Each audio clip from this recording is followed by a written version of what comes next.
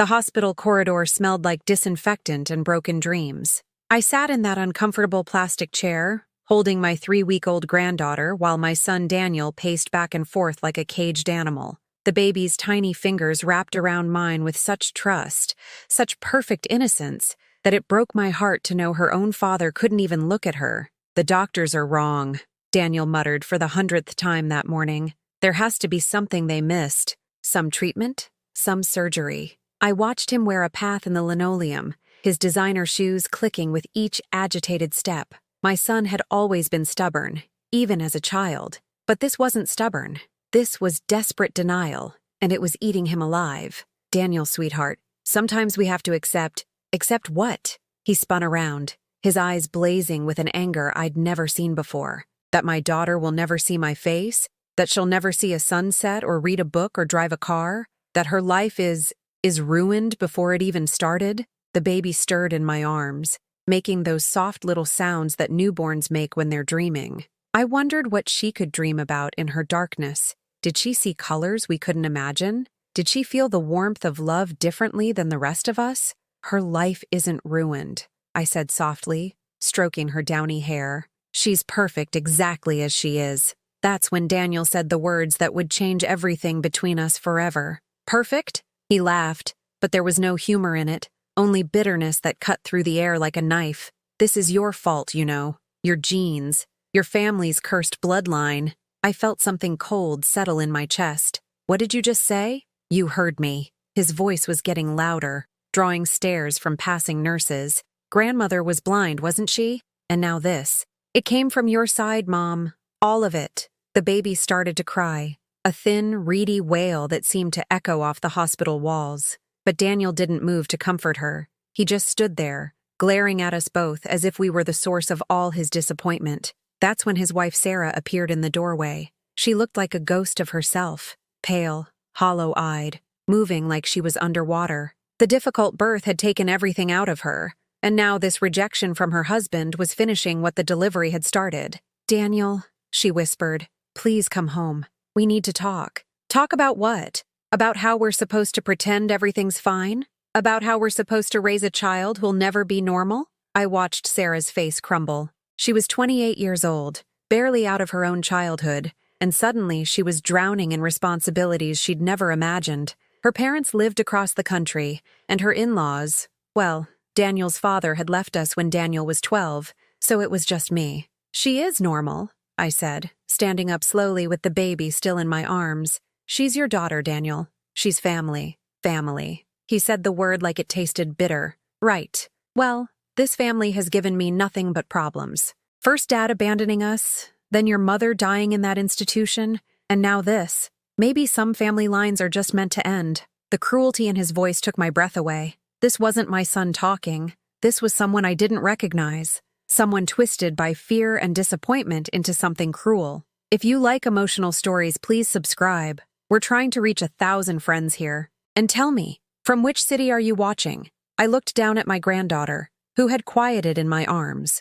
Her unseeing eyes moved beneath closed lids, and I wondered if she could sense the tension around her, if babies could feel the difference between love and rejection even this early. "What's her name going to be?" I asked softly. Sarah stepped forward, her voice barely audible. We thought maybe Elena. After you, Helena. Before we knew about..." She couldn't finish the sentence, but Daniel had no trouble with it. "Before we knew she was defective," he said flatly. "Now I don't know. What's the point of naming something that's never going to have a real life anyway?" That word, something, hit me like a physical blow.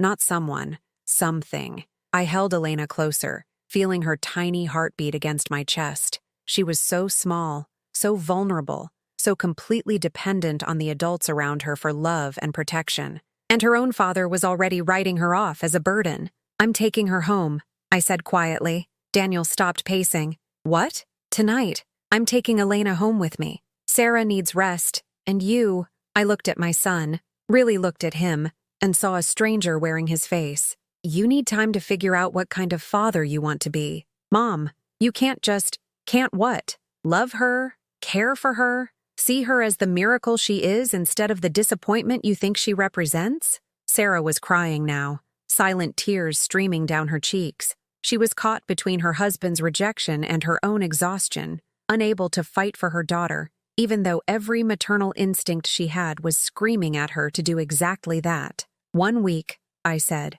making the decision that would change all our lives. Give me 1 week with her. Let me show you both what love looks like when it isn't conditional on perfection. Daniel opened his mouth to argue, but I was already gathering Elena's things. The tiny pink blanket Sarah had crocheted during her pregnancy, the pacifier she preferred, the soft stuffed rabbit that had been my gift to welcome her into the world. But, Mom, he said, and for a moment he sounded like the little boy who used to run to me when he was scared or hurt. What if you're wrong? What if her life really is going to be nothing but struggle and limitation?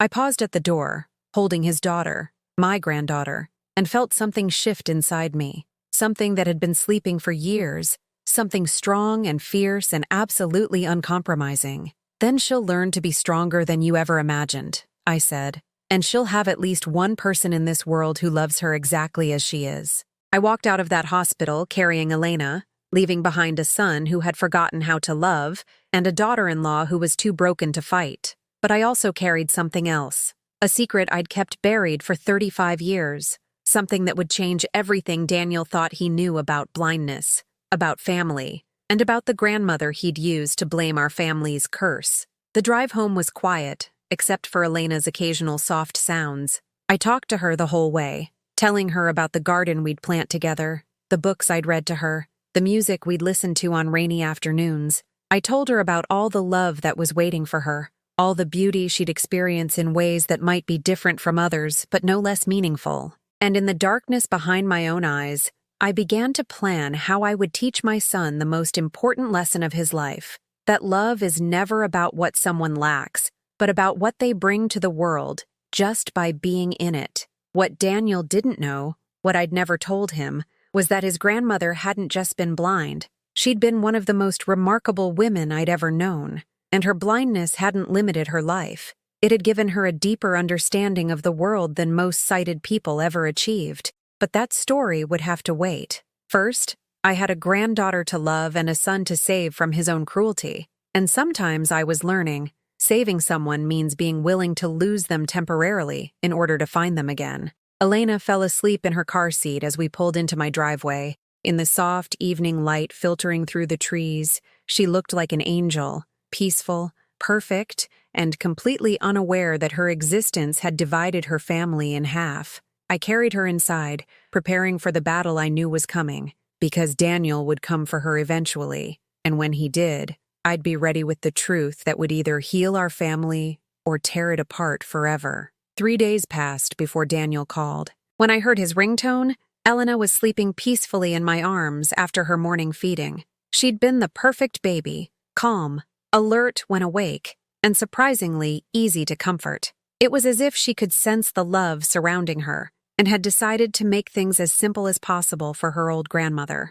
Mom, his voice was flat, emotionless. We need to talk. Of course, sweetheart. How is Sarah doing? Sarah is adjusting. Look, this arrangement can't continue indefinitely. People are starting to ask questions. People, not I miss my daughter or I want to see how she's doing. Just people asking questions, as if Elena's existence was somehow an embarrassment he needed to manage. What kind of questions? I asked, though I already knew the answer would break my heart. You know how it is in the neighborhood. The Hendersons saw you coming home with a baby, and now everyone's curious why my newborn isn't at home with her parents. It looks suspicious. Suspicious. His daughter's need for love and care looked suspicious to him. Daniel, if you're worried about appearances, I'm worried about a lot of things. His voice got sharper. I'm worried about my career, about Sarah's mental state, about how we're supposed to explain this situation to people who matter. My boss already made some comment about family stability affecting job performance.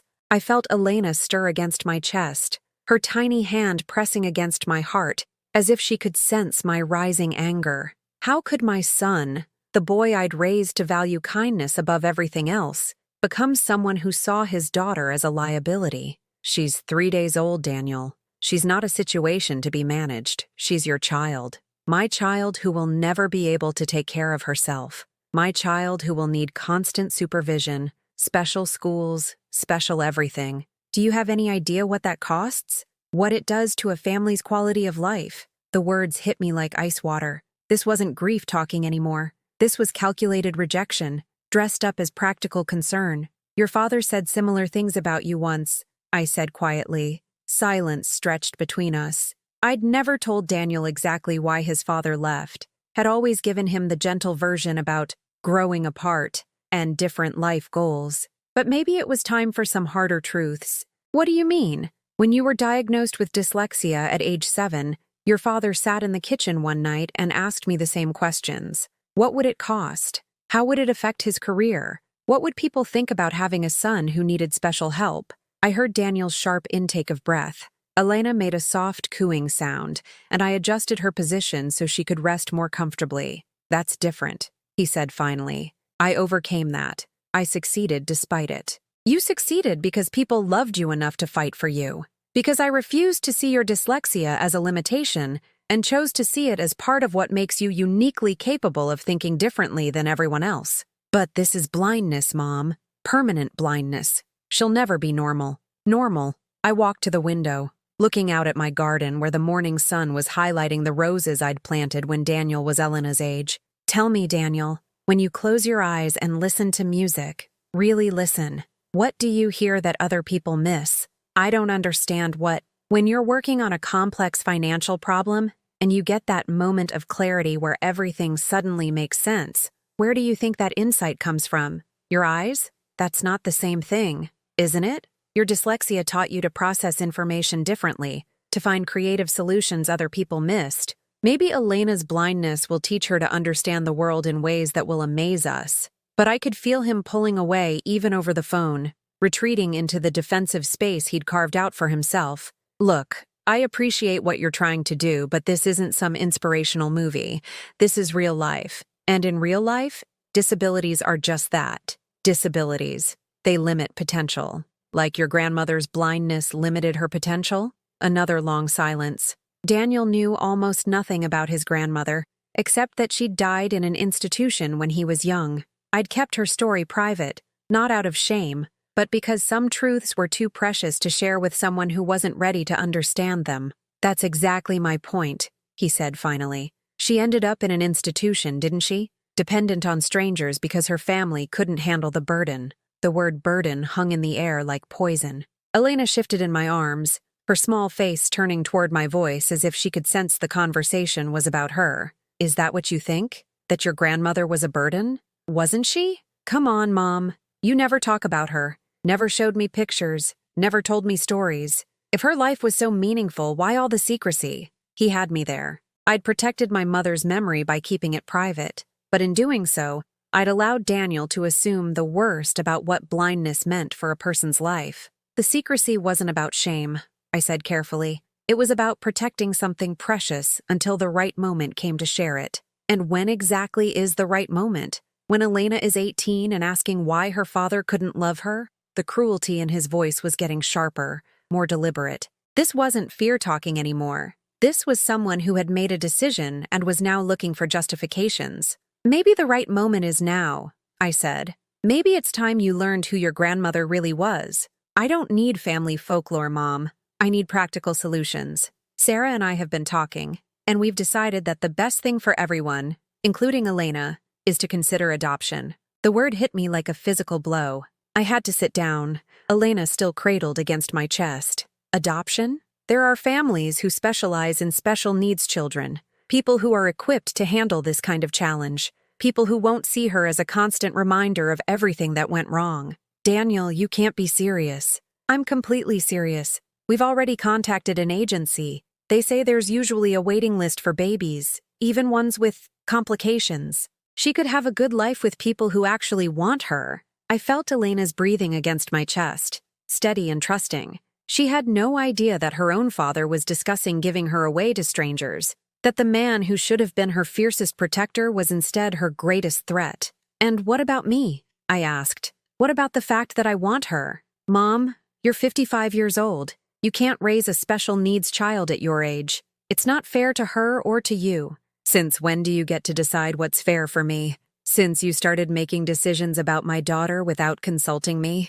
His voice turned cold, businesslike. I'm her father. Whether you approve of my choices or not, I'm coming to pick her up tomorrow morning. And then what? You'll just hand her over to strangers? I'll do what's best for my family. All of us. The line went dead. I sat there holding Elena, listening to the dial tone and feeling something crack open inside my chest. This wasn't the son I'd raised. This wasn't the boy who used to cry over injured birds and spend his allowance on toys for underprivileged children at Christmas. But somewhere in there, buried under layers of fear and selfishness, that boy still existed. And if I was going to save Elena, and save Daniel from becoming someone he'd hate when he looked back on this moment, I needed to find him again. Elena opened her eyes, those beautiful, unseeing eyes that already seemed to hold more wisdom than her father possessed. I touched her tiny cheek, feeling the silk of her skin under my fingertip. Tomorrow, little one, I whispered, your daddy is coming to take you away from the person who loves you most.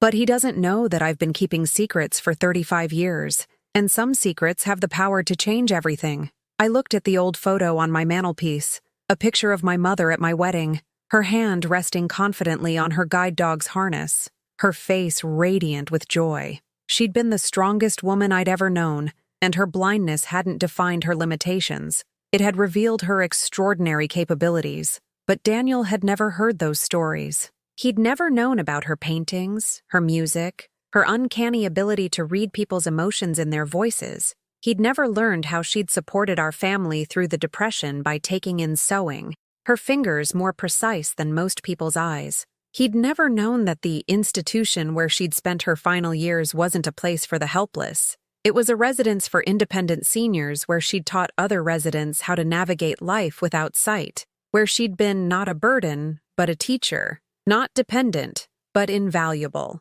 Tomorrow, when he came for Elena, I would tell him everything. I would share the secret that had been waiting 35 years for exactly this moment. And then he would have to choose, hold on to his prejudices, or open his heart to the truth about what blindness really meant in our family. Elena fell asleep in my arms, completely trusting, completely innocent of the storm gathering around her. I held her close and began to plan the conversation that would either save our family or destroy it forever. But first, I had one night to love her without interference. One night to whisper all the family stories she deserved to know. One night to prepare for the battle that would determine whether she grew up knowing she was cherished or believing she was unwanted. The afternoon sun slanted through my windows, casting warm patterns on the wall. Tomorrow would bring its own challenges, but today, in this moment, Elena was safe and loved. And sometimes, that's all any of us can do. Love completely in the present moment,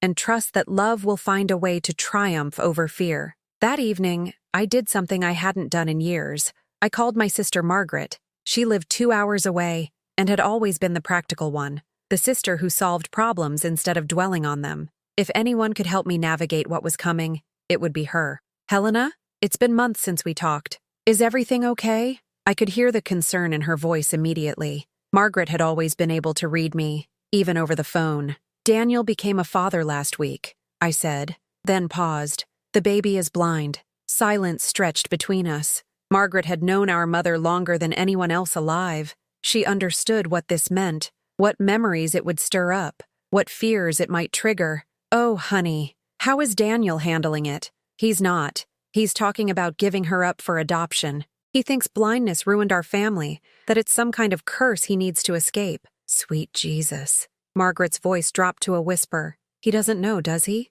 About Mama's real story? Nothing. I never told him anything beyond the basics. Helena, why? All these years, why did you keep it secret? I shifted Elena to my other arm. She'd been fussy all evening, as if she could sense the tension building around her. Even at 3 days old, she seemed more attuned to emotions than most adults. Because I wanted to protect it, I said. Mama's memory, her achievements, I didn't want them diminished by people who couldn't understand. And Daniel's father, you remember how he talked about disabilities. I was afraid if Daniel knew too much, he'd see it as something to fear instead of something to admire. And now? Now my granddaughter is about to pay the price for my silence. Margaret sighed deeply. Do you want me to come over? Be there when you tell him?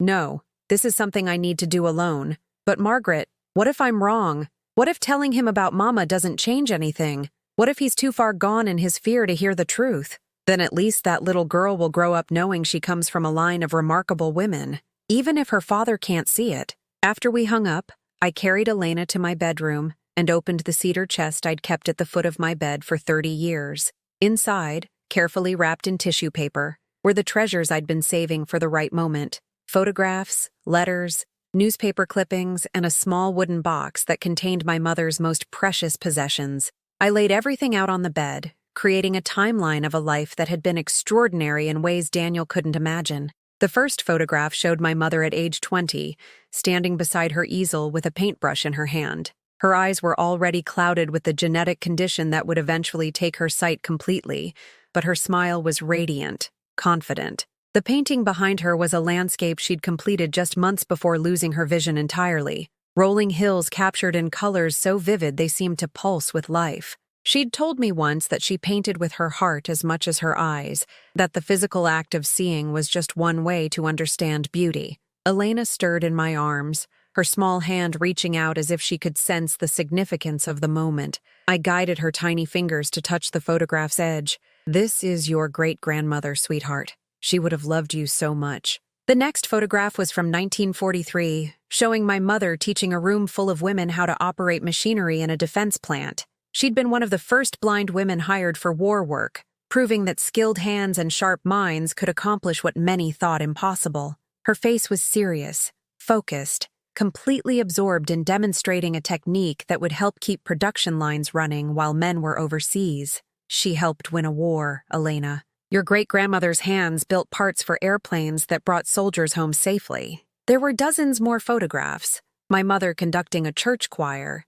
her hands flowing through the air as she guided voices into harmony without needing to see their faces. My mother at her sewing machine, creating intricate wedding dresses that brides throughout our county coveted. My mother teaching Sunday school, a circle of children gathered around her as she told Bible stories with such vivid detail that the kids forgot she couldn't see the pictures in their books. But the newspaper clippings were what really told the story of who she'd been. "Local woman opens school for the blind," read one headline from 1955. The article described how my mother had started a program to teach newly blinded adults how to navigate their changed world, how to cook and clean and work and love without sight. "She saved people, Elena," I whispered. "People who thought their lives were over because they'd lost their vision. Your great-grandmother taught them that sight was just one tool among many, that losing it didn't mean losing everything." Another clipping, from 1962, "Blind teacher receives state recognition." The photograph showed my mother accepting an award for her innovations in education for the visually impaired.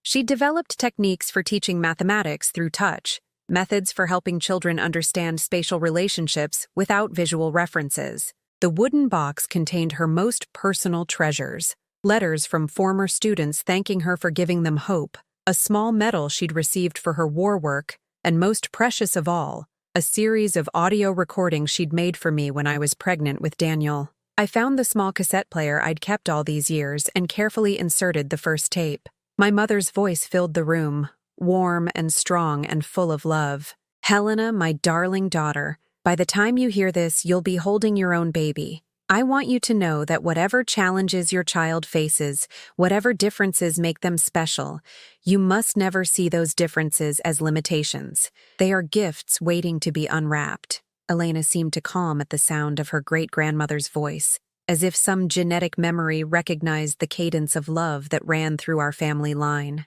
"I've been blind for 30 years now," my mother's voice continued, "and I can tell you that losing my sight didn't diminish my life. It concentrated it. It forced me to pay attention to things I'd been ignoring, to develop senses I didn't know I had, to understand that the most important things in life can't be seen anyway. Love, courage, compassion, wisdom. These things exist beyond the reach of any physical limitation." Tears ran down my cheeks as I listened to words I'd heard so many times before, but never in the context of my own granddaughter's future. If your child is born different, Helena, remember that different doesn't mean less. It means they'll see the world in ways that might teach the rest of us what we've been missing. The recording ended, and the room fell into a silence that felt sacred. Elena had fallen asleep in my arms, her breathing steady and peaceful. I looked at all the evidence spread across my bed, Proof of a life lived not in spite of blindness but enhanced by it. Documentation of achievements that had nothing to do with physical sight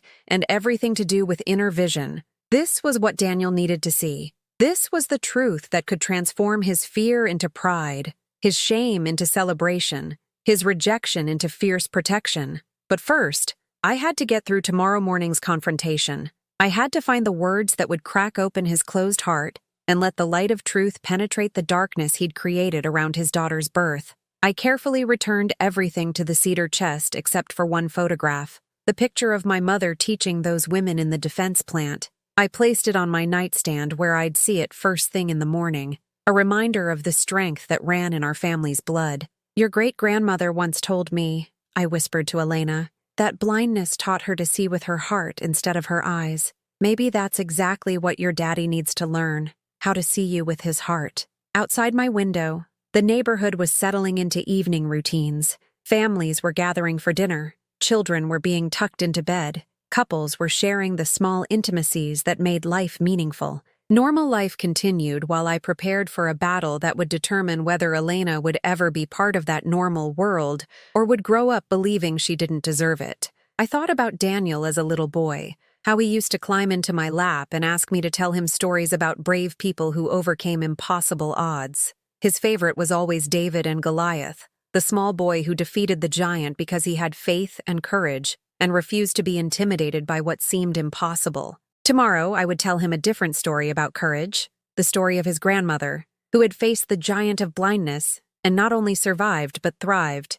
who had turned what others saw as defeat into victory, who had proven that giants were only as powerful as we allowed them to be. Elena shifted in her sleep, her small face turning toward mine as if she could sense my thoughts. In the lamplight, she looked like an angel, perfect and peaceful and completely unaware that her existence had become a battleground. Tomorrow, little one, I whispered, we fight for your future, and we're going to win, because you come from a family of fighters, a family of women who turned obstacles into opportunities and limitations into launching pads for extraordinary lives. The house grew quiet around us, but my mind was already working, already preparing for the conversation that would either heal my family or force me to choose between my son and my granddaughter. But there was no real choice.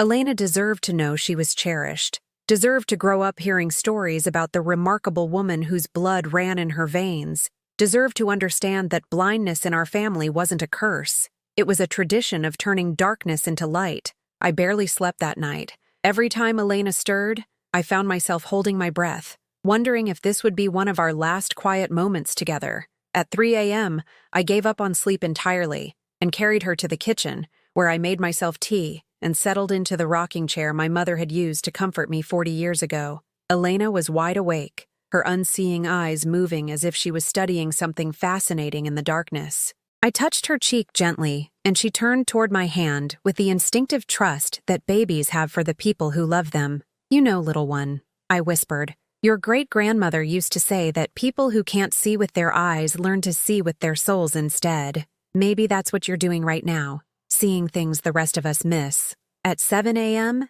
Daniel's car pulled into my driveway. I watched through the window as he sat there for several minutes before getting out, his hands gripping the steering wheel like he was bracing himself for something unpleasant. When he finally approached the front door, his face was set in the expression he wore for difficult business meetings, closed, determined, unwilling to be swayed by emotion. But I also noticed something else. Sarah wasn't with him. This was Daniel's decision, and he was facing it alone. Mom, he didn't even look at Elena when I opened the door. We need to make this quick. I have a meeting at 10 and she's having a hard time with this. Of course she is, I said, stepping aside to let him in. She's a mother being asked to give away her baby. She's a mother who understands that love sometimes means making difficult sacrifices. I wanted to laugh at the irony, but there was nothing funny about watching my son convince himself that abandoning his daughter was an act of love. Sit down, Daniel, please. Before you take Elena,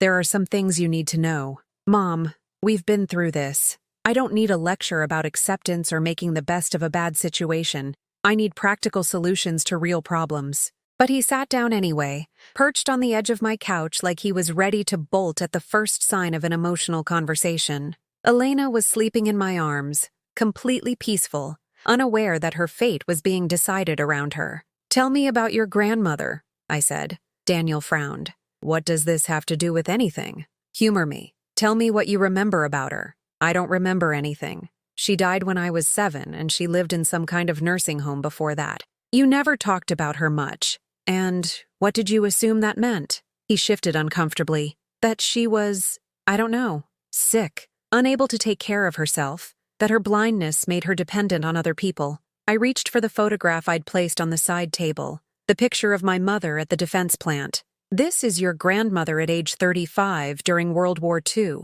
She was the supervisor of an entire production line." Daniel glanced at the photograph, but I could see he wasn't really looking at it. His mind was elsewhere, already planning Elena's future with strangers. "That's nice, Mom, but she wasn't dependent, Daniel. She was indispensable. When other supervisors couldn't keep their production quotas up, they sent the most difficult cases to her line because she had developed ways of identifying quality control issues through touch and sound that were more accurate than visual inspection."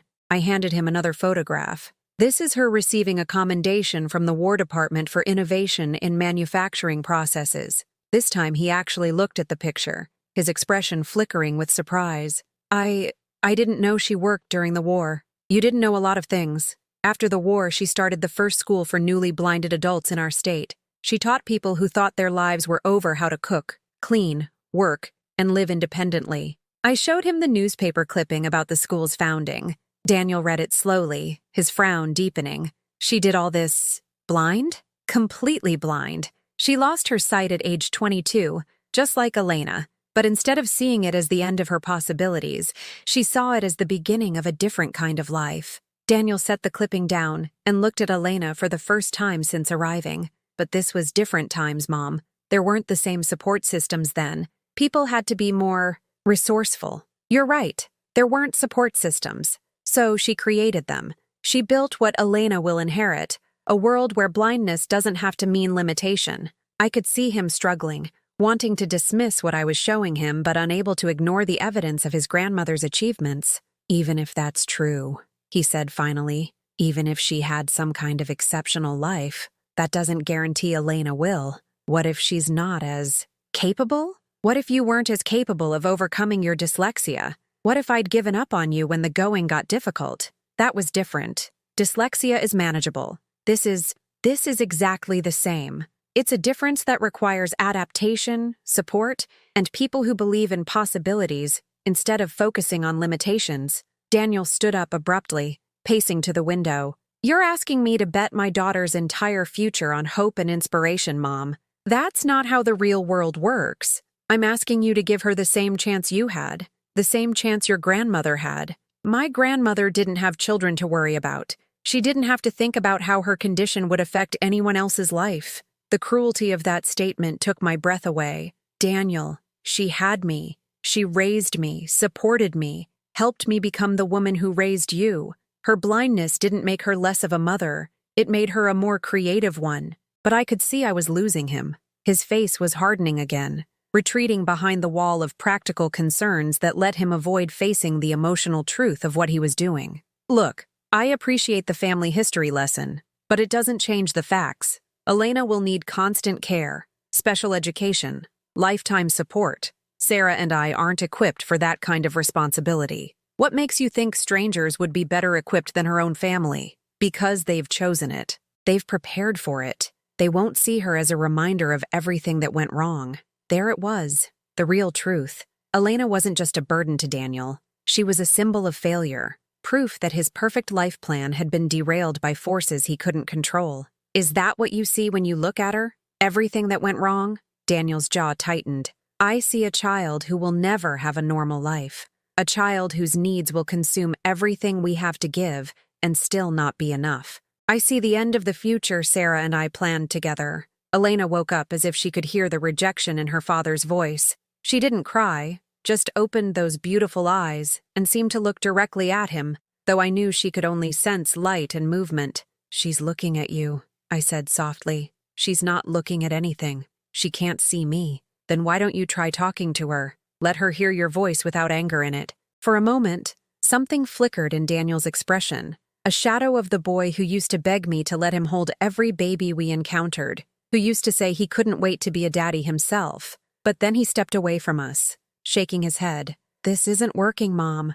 I'm not changing my mind because of some stories about great-grandmother's achievements. Elena deserves parents who want her exactly as she is, and that's not us. It could be you if you gave yourself the chance to—" No, his voice was final. "It couldn't be. I know my limitations, even if you can't see them." He moved toward us, arms extended to take Elena. "I need you to give her to me now." I held her closer, feeling her warmth against my chest, her complete trust in the woman who had loved her from the moment she was born. "Daniel, please, just spend one day with her. One day to see who she really is instead of what you think she represents. Mom, let her sleep in your arms. Feed her a bottle. Change her diaper. Look at her face when she hears your voice. Mom, give me my daughter." The words hung in the air between us like a death sentence. Elena stirred, making the soft sounds that babies make when they're content and safe. She had no idea that the man reaching for her was the same one planning to give her away.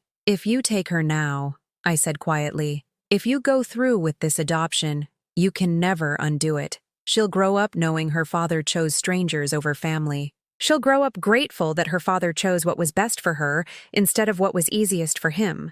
I looked at my son, this man I'd raised to value love above everything else, and realized that somewhere along the way, I'd failed him more completely than I'd ever imagined. He'd learned to see differences as threats, challenges as defeats, love as something that should only exist when it was convenient and uncomplicated. But they didn't know what I had kept all along, the final secret that would change everything, the truth that would either save Elena or cost me my son forever. "There's one more thing you need to know," I said, my voice steady despite the trembling in my hands. "About why your grandmother's blindness wasn't a curse. About why Elena's blindness might be the greatest gift our family has ever received." Daniel paused, his arms still extended toward Elena. "What are you talking about?" "The genetic condition that caused your grandmother's blindness. The same condition Elena has. It doesn't just take away sight, Daniel. It gives something back. That's ridiculous. Your grandmother didn't just adapt to blindness. She developed abilities that sighted people don't possess. Perfect pitch, spatial awareness that bordered on the supernatural, the ability to read emotions and voices with an accuracy that amazed everyone who knew her." I could see doubt creeping into his expression. "You're making this sound like some kind of superpower." "I'm telling you the truth. Elena doesn't just carry the gene for blindness. She carries the gene for extraordinary sensory compensation. She could become a musician who hears harmonies no one else can detect, a therapist who understands human emotions better than anyone with sight ever could. Or she could just be a blind child who needs help with everything." "Yes," I said, "or that. But don't you think she deserves the chance to find out which one she'll be?" Daniel's hands dropped to his sides. Something in my voice had shifted, something that made him pause and really look at me for the first time since he'd arrived. "What do you mean, abilities that sighted people don't possess?" I stood up slowly, still holding Elena, and walked to the cedar chest I'd brought down from my bedroom that morning. "Your grandmother kept journals, Daniel. Detailed records of everything she experienced as her sight faded and her other senses compensated." I pulled out a leather-bound notebook, its pages yellowed with age, but still legible. She documented how her hearing became so acute she could identify people by their footsteps from 3 rooms away, how her sense of touch became so refined she could detect flaws in fabric that factory inspectors with perfect vision missed. Daniel took the journal reluctantly, flipping through pages covered in my mother's careful handwriting. Even though she'd been blind when she wrote most of it, her penmanship was precise, each word formed with deliberate care. "Listen to this," I said, finding a passage I'd read countless times. She wrote, "Today I realized I can hear colors. The morning sunlight has a different sound than afternoon shadows. The red roses in Helena's garden sing in a higher frequency than the yellow ones. I'm not losing my connection to the visual world. I'm discovering new ways to experience it." "That sounds like—" Daniel paused, frowning. "Like poetry, not science. Read the next entry." He found the page I indicated and read aloud. "Dr. Martinez confirmed what I suspected. The areas of my brain that once processed visual information have reorganized themselves to enhance auditory and tactile processing. I can now detect emotional states in voices with 93% accuracy, compared to the average of 62% for sighted individuals. My spatial awareness has improved to the point where I can navigate complex environments as efficiently as anyone with sight. Daniel looked up from the journal, confusion replacing some of his certainty. This is from a doctor? Dr. Martinez was a neurologist studying sensory compensation in blind patients. Your grandmother volunteered for his research program for 15 years. She helped prove that blindness doesn't just take something away. It gives the brain permission to develop in extraordinary ways. I handed him a folder of medical documents I'd kept all these years. These are her test results, Daniel. Spatial reasoning scores in the 99th percentile. Auditory discrimination abilities that exceeded the range of normal testing. Memory retention that amazed the researchers. Elena made a soft cooing sound, as if she was participating in the conversation about her own potential future. Daniel glanced down at her, and for the first time, I saw something other than rejection in his expression. Even if this is true, he said slowly, even if grandmother had some kind of exceptional abilities, that doesn't mean Elena will develop the same way. You're right. It doesn't guarantee anything, but it means the possibility exists. It means that instead of seeing her blindness as a limitation, we could see it as the beginning of something remarkable. I walked to the window, looking out at the garden where my mother had taught me to identify plants by their scent and texture rather than their appearance. Your grandmother used to tell me that sighted people live in a world of surfaces.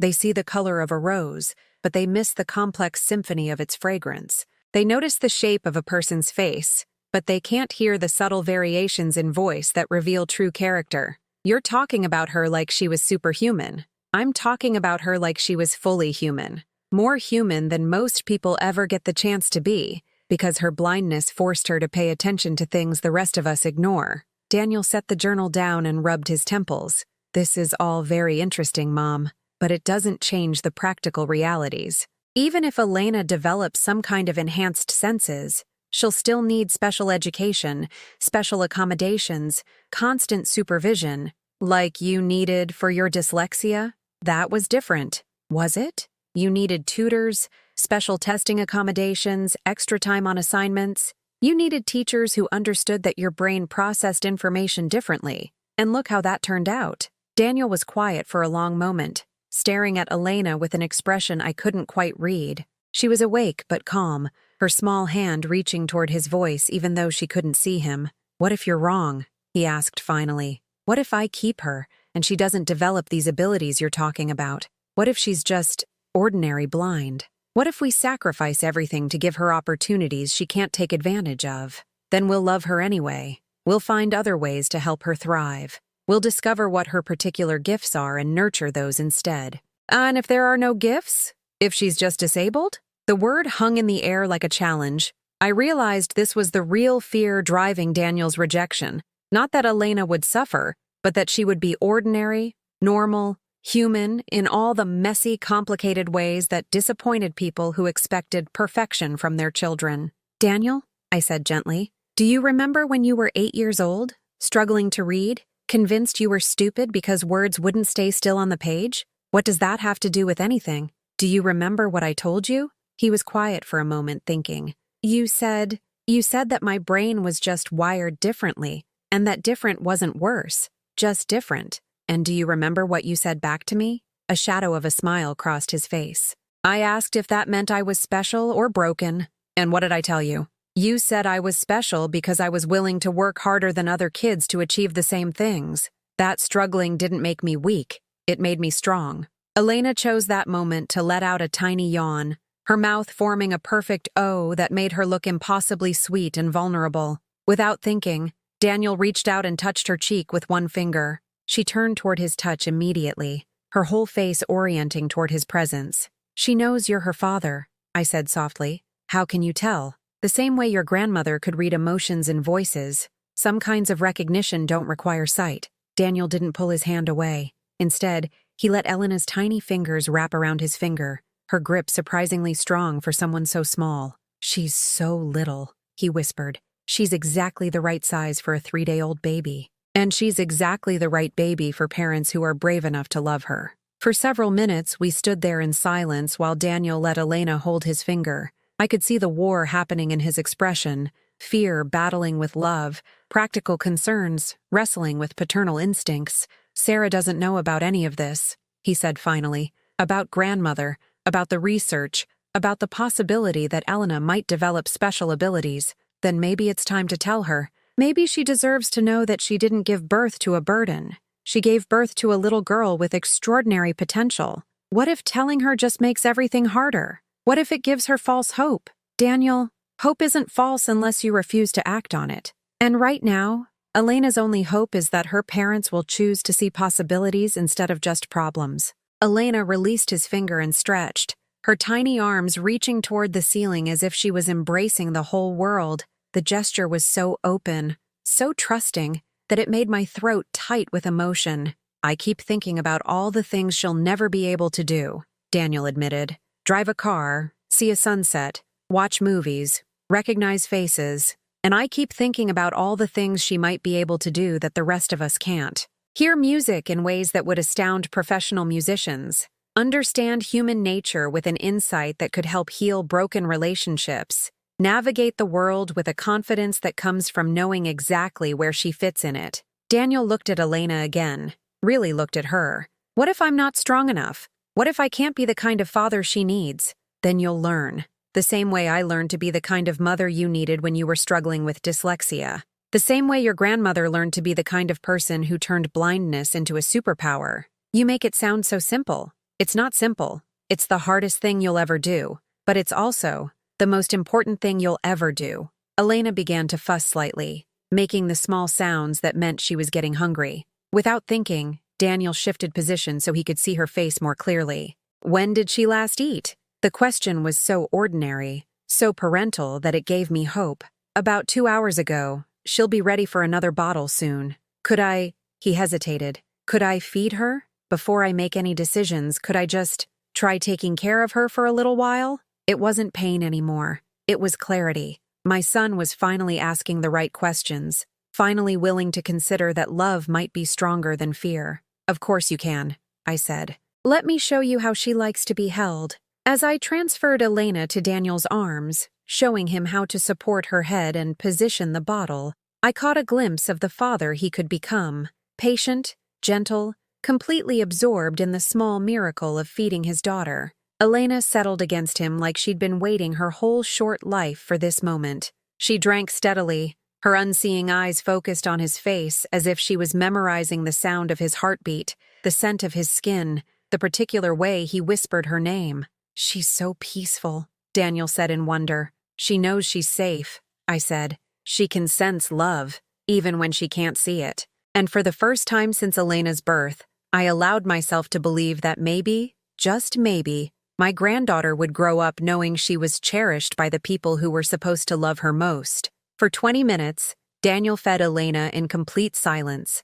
I watched him discover the tiny details that make a baby real, how she gripped his finger while drinking, how her eyebrows moved when she was concentrating, how she made small, satisfied sounds when the milk was flowing at just the right speed. When she finished eating, he held her against his shoulder exactly the way I'd shown him, patting her back with the gentle rhythm that came naturally once you stopped thinking about it. Elena settled against him completely, her small body relaxing into the curve of his arm. She trusts me, he said, wonder in his voice. She's programmed to trust you. You're her father. But I haven't been acting like her father. No, I agreed. But you could start now. Daniel's phone buzzed with a text message. He shifted Elena carefully to one arm and checked it, his expression immediately darkening. It's Sarah. The adoption counselor wants to meet this afternoon. She says we need to make a decision today if we want to proceed with the placement. Today? My heart dropped. Why the rush? Apparently there's a couple who's been waiting for a baby exactly like Elena.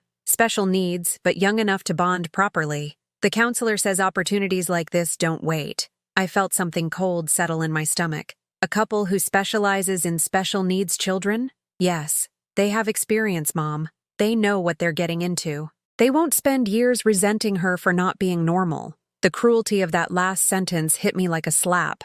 Is that what you think love is, Daniel? Conditional acceptance based on meeting expectations? I think love is wanting what's best for someone, even when it's not what's best for you. And you think strangers will love Elena more than her own family could? Daniel looked down at Elena, who had fallen asleep against his chest. In the soft morning light, they looked like a perfect father-daughter portrait, his dark hair against her delicate features, her tiny hand resting trustingly against his shirt. "I think strangers might be better equipped to give her what she needs," he said quietly. "What she needs is parents who see her as a gift, not a problem to be solved. Mom, be realistic. Sarah is barely holding herself together. She cries every time she looks at Elena. I work 60-hour weeks and travel twice a month. We don't have the time or emotional resources for a child who's going to need constant specialized care. Sarah cries because she's grieving the loss of the fantasy baby she imagined, and because her husband is rejecting their actual baby.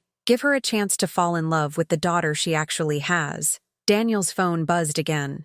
Another text. "The counselor wants to know if we can move the meeting up to noon. The other couple is flying in from out of state, and they want to get the paperwork started immediately." I looked at the clock on my mantle. 10:30 a.m. In an hour and a half, Elena's fate could be decided permanently. "Daniel, please, before you meet with this counselor, before you sign any papers, let me call Sarah. Let me share with her what I've shared with you. Let her know about her daughter's heritage, her potential. Sarah doesn't need false hope right now. She needs practical solutions. What if it's not false hope? What if Elena really does develop extraordinary abilities? What if you're giving away a child who could grow up to be remarkable? And what if we keep her and spend the rest of our lives wondering if we made the right choice? What if we resent her for changing our lives in ways we weren't prepared for?" Elena stirred slightly in Daniel's arms, making soft baby sounds that seemed almost conversational. He looked down at her automatically, adjusting his hold to make sure she was comfortable. "She makes the same sounds you used to make," I said softly. "What do you mean?" "When you were her age, you had this particular way of sighing when you were content. Elena does the exact same thing. And when you were fussy, you'd make these little frustrated sounds that were almost like you were trying to argue with the world. She does that too."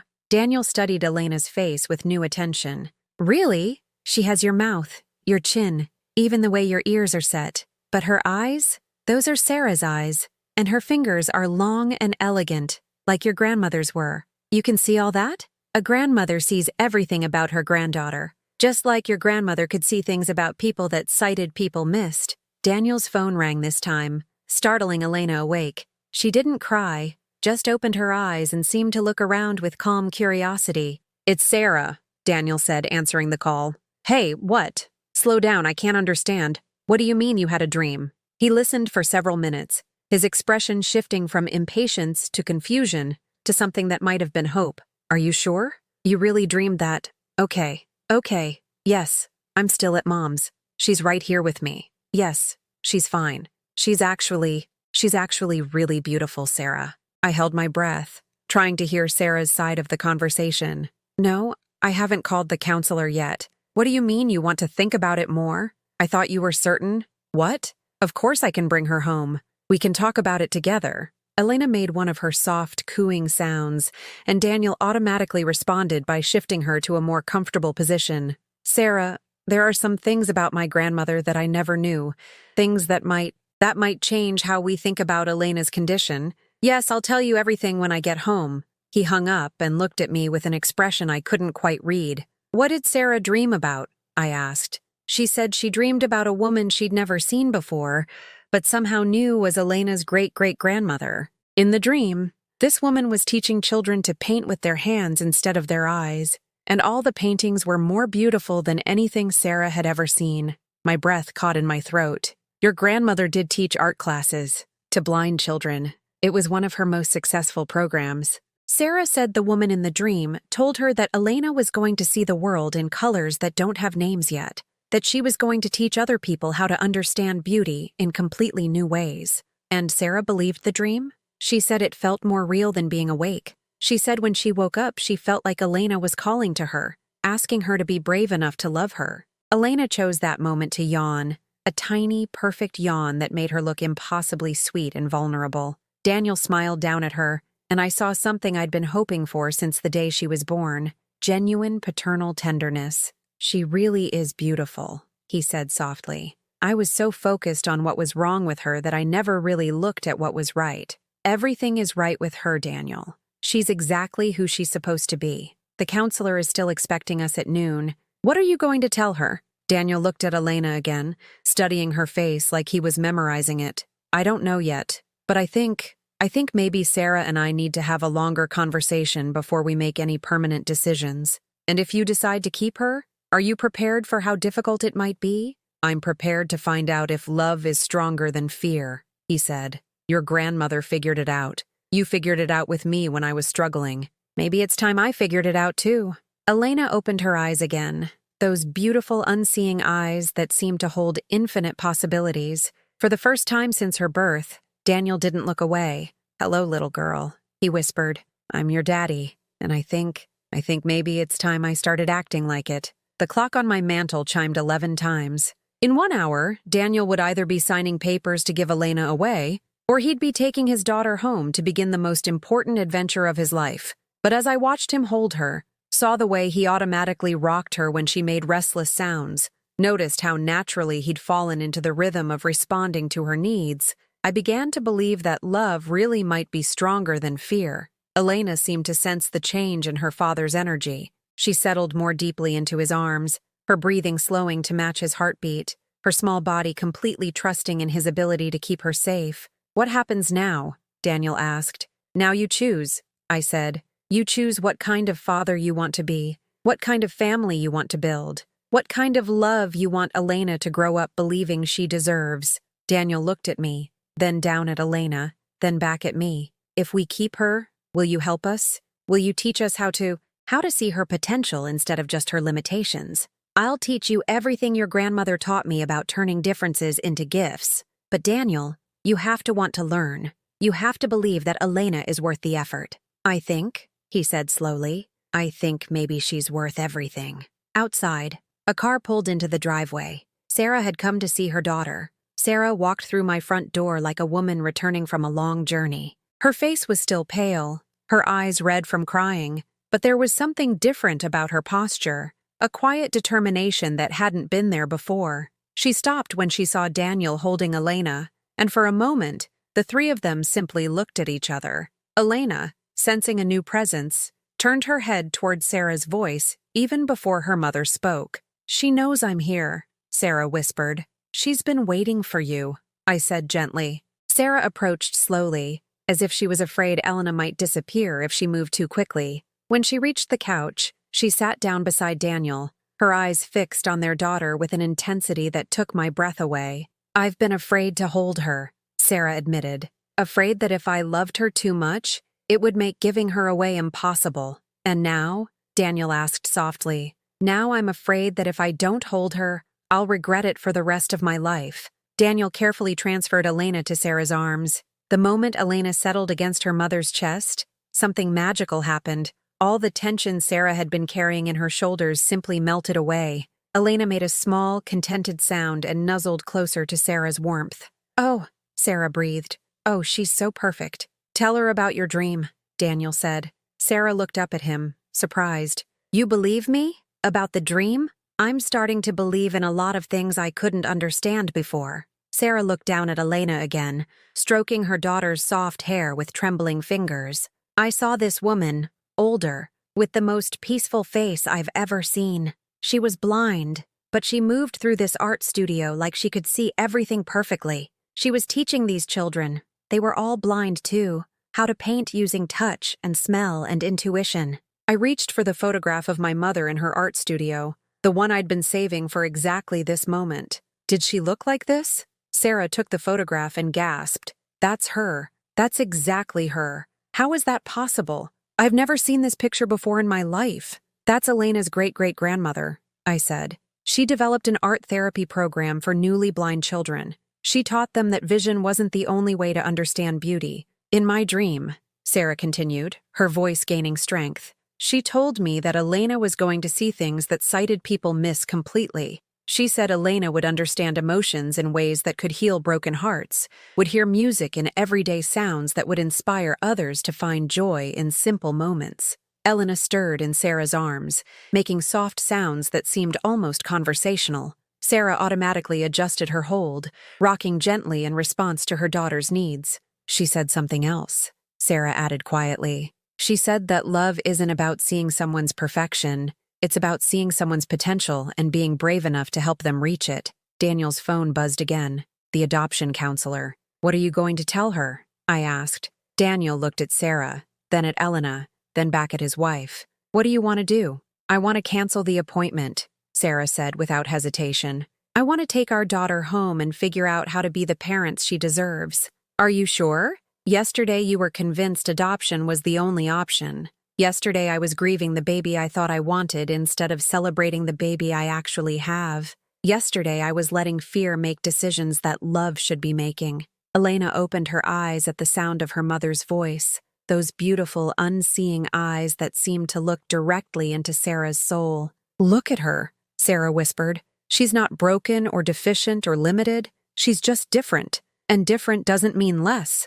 Daniel picked up his phone and dialed the adoption counselor's number. I held my breath as he waited for her to answer. Ms. Chen, this is Daniel Morrison. Yes, about the appointment today. I'm calling to cancel. No, we've decided to keep our daughter. Yes, I'm certain. Thank you for understanding. He hung up and looked at Sarah and Elena with an expression of wonder, as if he couldn't quite believe what he'd just done. We're really doing this, he said. We're really doing this, Sarah agreed. Elena chose that perfect moment to smile. Her first real smile, tiny but unmistakable. Both her parents caught their breath. Did you see that? Sarah laughed, tears streaming down her face. She's happy. She knows we chose her. Babies that young don't usually smile like that, Daniel said in amazement. Maybe she's already developing those special abilities your grandmother had, Sarah suggested. Maybe she can sense emotions more clearly than other babies. I watched my family discovering each other, learning to see past their fears to the love that had been waiting underneath all along. But there was still one more thing they needed to know, one final piece of the puzzle that would help them understand just how extraordinary their daughter's future could be. There's something else, I said quietly. Something I haven't told you yet about Elena's condition. They both looked up at me, Sarah still cradling Elena, Daniel's hand resting protectively on his daughter's back. The genetic condition that causes blindness in our family. It's called Leber congenital amaurosis. Most people focus on what it takes away, but recent research has discovered something remarkable about people who carry this particular genetic variation. I pulled out the folder of research papers I'd been collecting for years, studies I'd hoped I'd never need but kept just in case. Children with Elena's specific type of LCA don't just develop enhanced hearing or touch. They develop something called synesthetic compensation, the ability to experience the world through interconnected senses that most people can't access. What does that mean? Sarah asked. It means Elena might literally hear colors, feel music, see emotions as patterns of warmth and energy. She might develop spatial awareness so acute she could navigate complex environments more efficiently than sighted people. She might understand human nature with an intuition that could make her an extraordinary healer, teacher, or counselor. Daniel stared at the research papers. You're saying her blindness could actually give her abilities that others don't have? I'm saying that what looks like a limitation might actually be a different kind of gift. Your grandmother wasn't successful despite her blindness. She was successful because of what her blindness allowed her to develop. Sarah looked down at Elena with new eyes. So when I dreamed about her seeing colors that don't have names yet, you might have been seeing a glimpse of her actual future. Children with synesthetic compensation often describe experiencing colors and sounds and textures that sighted people can't even imagine. Elena made another soft sound, and this time both her parents responded instantly, Sarah adjusting her position and Daniel reaching out to stroke Elena's cheek. Look at you two, I said, smiling. You're already learning to read her signals. You're already becoming the parents she needs. We have so much to learn, Sarah said, about her condition, about special education options, about how to help her develop her potential. We'll learn together, Daniel said firmly. All of us, as a family. The first thing you need to learn, I said, is that Elena isn't a project to be fixed or a problem to be solved. She's a little girl who needs to be loved exactly as she is while being given every opportunity to become everything she's capable of becoming. Elena yawned again, that tiny, perfect yawn that made her look like the most precious thing in the world. She's getting tired, Sarah observed. She's had a big day, Daniel said. Meeting her parents for the first time. Again, Sarah corrected. Meeting her parents again, for the first time with open hearts. As they prepared to take Elena home, really home, to begin their life as a family, I felt something settle in my chest that I hadn't experienced since the day she was born. Peace, relief, the absolute certainty that everything would be all right. "One more thing," I said as they gathered Elena's things. "Your grandmother left something for her great-great-granddaughter. She always said she hoped her legacy would continue through the generations." I handed Sarah a small velvet box. Inside was a delicate silver bracelet, sized for a baby's wrist, with tiny charms that had been crafted to be explored through touch rather than sight. Smooth stones, textured metals, small bells that would create gentle sounds with movement. "She made this herself," I explained, "for the great-granddaughter she somehow knew would need it someday." Sarah fastened the bracelet around Elena's tiny wrist. Elena immediately reached for it with curious fingers, exploring the different textures with the focused attention that would, someday, help her navigate and understand her world. "Welcome to the family, Elena," Sarah whispered. "Welcome to a family that sees with their hearts." As they drove away, taking their daughter home to begin the greatest adventure of their lives, I stood in my doorway and remembered my mother's words from so many years ago. "Love isn't about what someone lacks, Helena. It's about what they bring to the world just by being in it." Elena was going home to parents who finally understood that truth, and sometimes that's all any child needs, to be seen, loved, and valued for exactly who they are. 6 months later, I received a phone call that changed everything I thought I knew about second chances. "Mom, you need to come over right away." Daniel's voice was filled with excitement. "Elena just did something incredible." I found them in their living room, which had been transformed into what could only be described as a sensory wonderland. Soft, textured fabrics draped from the ceiling, creating gentle pathways for exploring hands. Wind chimes of different materials and tones hung at various heights, creating a symphony of sounds that responded to the slightest movement. The coffee table had been replaced with cushions and surfaces covered in materials Elena could safely explore. Smooth river stones, soft moss, pieces of bark from different trees. Elena, now 7 months old, sat in the center of this carefully crafted world, completely absorbed in something that made my breath catch in my throat. She was holding a small wooden xylophone, but she wasn't randomly banging on it the way most babies would. Instead, she was creating deliberate patterns of sound, pausing between notes as if she was listening to something the rest of us couldn't hear. "Watch this," Sarah whispered, settling beside Elena with a small bowl of different spice containers. She opened a jar of cinnamon and held it near Elena's hand. Elena immediately stopped playing the xylophone and reached toward the scent. But instead of simply grabbing for the container, she held her hand in the air above it, her fingers moving as if she was tracing invisible patterns. Then she returned to the xylophone and played 3 notes, high, middle, low, that somehow perfectly captured the warm, sweet essence of cinnamon. "She does this with everything now," Daniel explained, sitting cross-legged on the floor beside his daughter. "Different scents inspire different musical patterns. Vanilla is always ascending notes. Lemon creates sharp, bright combinations. Pine makes her play these deep, resonant tones that sound like a forest." I sank into the nearest chair, overwhelmed by what I was witnessing.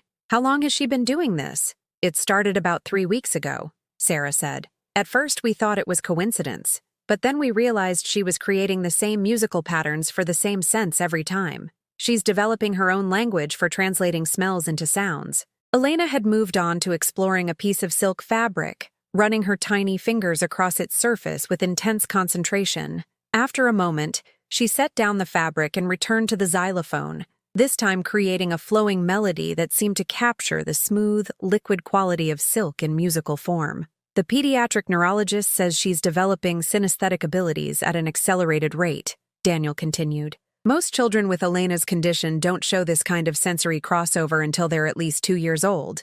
Elena is demonstrating what he calls exceptional integration of sensory input." Sarah opened another spice container, rosemary this time, and Elena immediately turned toward the scent. Her response was different now, more complex. She held both hands in the air, one above the other, as if she was conducting an invisible orchestra. Then she played a series of notes that seemed to layer on top of each other, creating harmonies that shouldn't have been possible with a simple xylophone. "She's hearing chords," I realized. She's experiencing that single scent as multiple musical notes played simultaneously. The neurologist thinks her brain is developing neural pathways that most people never access, Sarah said. He says she might grow up experiencing the world in ways that are literally impossible for the rest of us to understand. Elena looked up at the sound of my voice, her unseeing eyes turning toward me with uncanny accuracy. She smiled, that radiant smile that had become her signature expression, and reached out her arms to me. I lifted her from her cushioned play area and held her close, feeling the same rush of overwhelming love I'd experienced the day she was born. But now there was something else, profound respect for this little person who was already teaching us new ways to experience beauty. Tell me about her schedule, I said. How are you managing her development? We found this amazing early intervention specialist, Daniel explained. Dr. Kim works specifically with children who have enhanced sensory compensation. She's helping us create experiences that will encourage Elena's natural abilities rather than trying to compensate for what she can't see. And she's thriving, Sarah added. Elena hits every developmental milestone right on time, sometimes early. She's been sitting up since 5 months. She responds to her name. She shows preference for certain people and activities. The only difference is that she's also developing these extraordinary sensory abilities that most children never experience. Elena had discovered the silver bracelet on her wrist, the one my mother had made for her. She held it close to her ear, listening to the gentle sounds the charms made when they touched each other. Then she looked directly at me, as if she understood that this gift had come from someone who shared her unique way of experiencing the world. There's something else we need to tell you, Daniel said, his voice suddenly serious. We've been contacted by researchers at the university. They want to study Elena's development, to understand how her brain is creating these sensory connections. We said no, Sarah added quickly, seeing my concerned expression. She's not a research subject. She's our daughter, but they've offered to share their resources with us. Special equipment, educational materials, connections with other families who have children with similar abilities. We're thinking about it, Daniel said. Not the research part, but the community aspect. Elena should grow up knowing she's not alone, that there are other people who experience the world the way she does. Elena had been listening to our conversation with the focused attention that still amazed me. Now she reached up and touched my cheek with her small hand, her fingers tracing the lines around my eyes with gentle curiosity. She's reading your emotions, Sarah observed. She does that with everyone now. Touch combined with the subtle sounds people make, breathing patterns, heartbeat, even the tiny noises our clothes make when we move. She can tell if someone is happy, sad, nervous, or excited just by being near them. I thought about my mother's ability to read emotions and voices, how she'd always known exactly what I was feeling even when I tried to hide it. Elena was developing the same gift, but enhanced and refined in ways that exceeded even her great-great-grandmother's abilities. What about the future? I asked. School, social development, independence? Dr. Kim says children like Elena often thrive in specialized educational environments until they're old enough to advocate for themselves in mainstream settings, Daniel explained. She'll learn traditional skills, mobility, communication, self-care, but she'll also develop abilities that could open doors we can't even imagine yet. We're not worried about her limitations anymore, Sarah said, stroking Elena's hair as she settled contentedly in my arms. We're excited about her possibilities. Elena made a soft sound that had become her way of requesting music. Sarah reached for the xylophone and placed it within Elena's reach. Immediately, Elena began creating a gentle melody that seemed to capture the contentment of being held by someone who loved her. She composes music about her experiences, Daniel said with wonder in his voice. Happy music when she's content, complex harmonies when she's discovering something new, soft lullabies when she's tired. It's like she's creating an emotional soundtrack to her life. As I held Elena and listened to her improvised music, I thought about all the fears Daniel had voiced 6 months ago. Concerns about limitations, about burdens, about a child who would never have a normal life. None of those fears had materialized. Instead, Elena was demonstrating that normal was vastly overrated compared to extraordinary. There's one more thing, Sarah said quietly. We've started a support group for parents of children with enhanced sensory abilities. Nothing formal, just families getting together to share experiences and resources. We meet here once a month. The last meeting, we had 12 families, Daniel added. Children ranging from 6 months to 15 years old. Elena is the youngest, but she's also showing the most advanced development. The older kids are fascinated by her abilities. Elena finished her musical composition and looked up at me with an expression of such pure joy that it took my breath away. This was a child who had never known rejection, never experienced shame about her differences, never been taught to see herself as limited or broken. She radiated the confidence that comes from being unconditionally loved and celebrated for exactly who she was. "Your great-great-grandmother would be so proud of you," I whispered to Elena. "She always said that blindness wasn't about what you couldn't see. It was about learning to see everything else more clearly." Elena smiled and reached for the wind chimes hanging above us, setting them in motion and creating a gentle symphony that filled the room with beauty. "Sometimes," Daniel said, watching his daughter create music from simple movement, "I think about what would have happened if we'd gone through with the adoption. Some other family would be experiencing these miracles. We would have missed witnessing our daughter become someone extraordinary. More than that," Sarah added. "Elena would have grown up believing she was unwanted by her biological family. She would have carried that rejection instead of this confidence." I looked around the room, at the sensory-rich environment they'd created, at the family photos covering every surface, at Daniel and Sarah watching their daughter with expressions of pure adoration, and I understood that this was what healing looked like, not just for Elena, but for all of us. Elena had taught her parents to see beyond surface appearances to deeper truths. She'd shown them that love grows stronger when it's tested, that different doesn't mean deficient, that limitations exist primarily in our imaginations. "Thank you," Daniel said suddenly. "For what?